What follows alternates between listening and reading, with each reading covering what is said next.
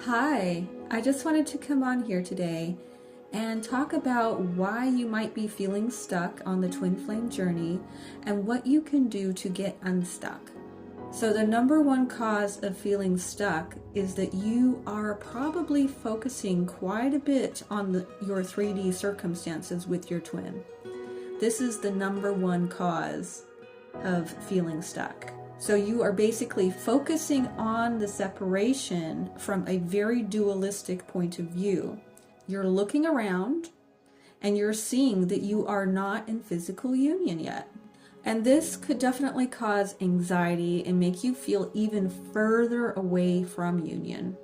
And this can also make you feel like you're not sure if you were ever going to make it into union. And this creates an inner experience of feeling stuck and not knowing what to do. And so to get unstuck, we have got to first reach inner union. Okay, so this is where you become your highest self and you enter into an inner state of wholeness, of non-duality, and you stop being triggered by all the 3D circumstances. Physical union with your twin comes after inner union with your higher self. This is why you have to focus all your energy on yourself. You have got to stop energetically fueling your twin and start focusing on yourself, which is what makes them come looking for you, because you have taken the fuel away. Okay, when we are chasing and pushing our energy out at them, we are fueling them. Remember, at the beginning of this journey, I spoke in another video about how the two energies are inverted at the beginning. So divine masculine is more in the feminine moon magnetic energy, and the divine feminine is more in the sun masculine energy. And so it's the sun that's the fuel, okay? And so we have got to stop fueling the other self, the other incarnation of yourself, and you have got to bring that back to you, okay? So you've got to start creating this wholeness within yourself, really, and start to balance that energy and get out of that inverted masculine energy, that sun energy that's fueling the other self, right? So we've got to stop doing that. You've got to take your energy back and balance it back into its proper energy, its proper polarity, if you will. Okay, so once your chakras are fully aligned through that Kundalini alchemical process, you don't actually crave or need your twin flame anymore. It's a paradox. This is what this journey is really for in a lot of ways. It's not fully about your spiritual awakening. They are your divine mate. I speak about this all the time. I've got lots of videos about whether or not it's romantic and physical union and all. Yes, it is. It's definitely physical. It's a romantic connection. Absolutely. Like I always say, it's the most romantic connection that you could possibly have, because they are your perfect match. You're literally created for each other. So when I say that you don't crave or need your twin flame anymore after you go through this process, well, this is because you come into a state of wholeness. That Kundalini activation and alchemical process where you open all of your chakras, and once they're fully aligned, you have balanced masculine and feminine polarity within yourself. And so you are whole. You are whole. You have entered into that Zen-like state. You are no longer triggered. You are in 0 point. You are in that samadhi. You're in that. You embody that fully within yourself. And so basically you are no longer codependent upon your twin flame. Twin flames both have to go through this process and stand on their own, in their own divinity, in their own polarity before they can come together. That's what the process is. It's it is activating all of your chakra systems. It's clearing out old dense energy, old trauma, shedding everything, shedding all of the darkness, and fully and truly standing in your divinity, fully and standing in that light of God, that spark. We are each a spark of God, but we have this darkness in us still, and we have got to shed that. And when we shed all of those insecurities, those limiting beliefs, once we shed all of that, we can stand in our highest self, our truest self, the part of us that is divine, that part of us that is the spark of God, right? God doesn't have insecurities and, limiting beliefs, okay?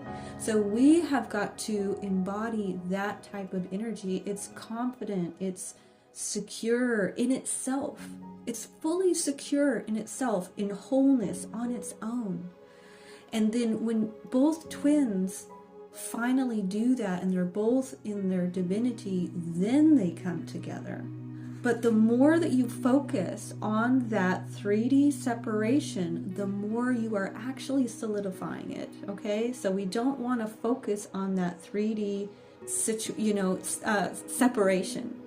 We don't want to you're focusing on that. That's the duality. Because on the inside, right, that's your twin. You know it, right? You know it on the inside, but it's not showing you that on the outside because you're in separation. But the thing is, we've got to stop focusing on the 3D because we're solidifying it every time we do that. So what you have to do is you have got to start to construct inner union and step into your divinity first. And then it will begin to show up for you in the 3D. The divine feminine constructs inner union via the 5D and the subconscious. That's where we work. We work in there. And the divine masculine brings it in to the physical. That is their role. That's the job that they play. Eventually, when they finally step into their divinity, into that divine masculine sun energy, right? That electric energy, it's the grounding energy. It pulls it down here into the earth, into the physical 3D earth. So this is, again, how they work together. But you've got to get to inner union first.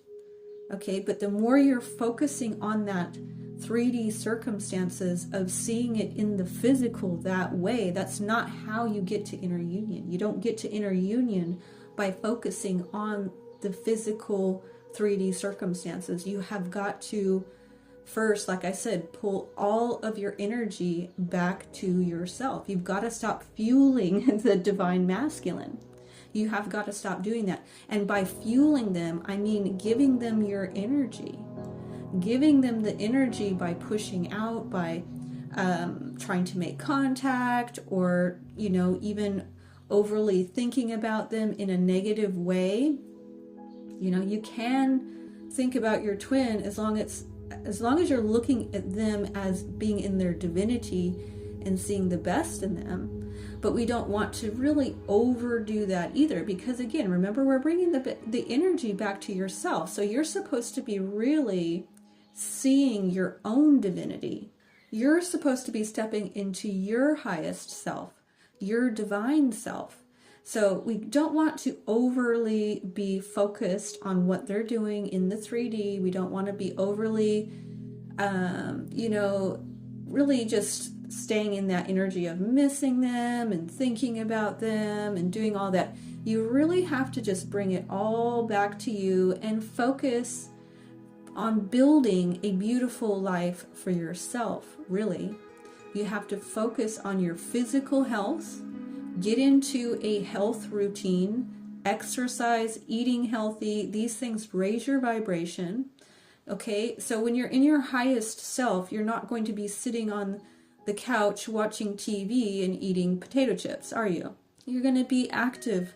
doing yoga, exercise of any kind, dancing, running, whatever it is that you love to do. You're going to be active. You're going to be reading spiritual books. You're going to be listening to inspiring, wonderful music that feeds your soul. You're going to be feeding your soul, and you're also going to be connecting to the divine, because that's our source. We are, we're all made in the image of God, and of course we need to connect with that. But God doesn't, and the divine, they don't, intrude. They don't intrude. You kind of have to call out to them, okay?